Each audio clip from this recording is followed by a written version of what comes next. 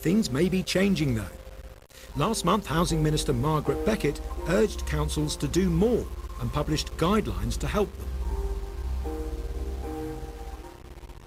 And some are already taking action. In Kent, empty properties became a major issue 4 years ago, when around 9,000 were identified.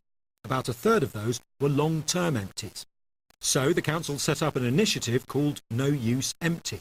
Part of it involves giving owners interest-free loans of up to 175 grand to get their places sorted.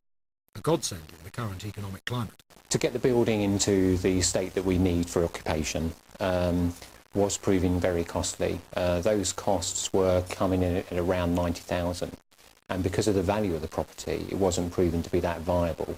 One place already benefiting from the loan scheme is this 3-bed terrace in Dover. After lying empty for several years, work finally began last December, after the owner took advantage of one of those interest-free loans from the council. Had that not been available, then it would have been a different situation. I may have had to put the property into auction, or perhaps, dare I say, leave it empty as it is now until something comes around the corner. Then how much longer does that go on for?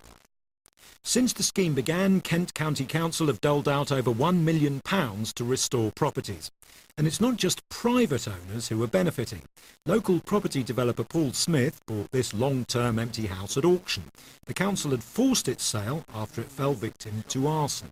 I like the idea of actually getting hold of a building that's, a beautiful building from the outside that needs a lot of work, to bring it back into the housing stock.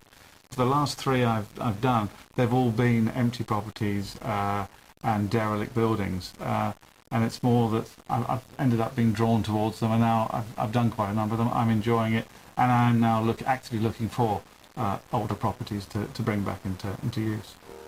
Crucially, there are social as well as commercial advantages to bringing empty homes back to life.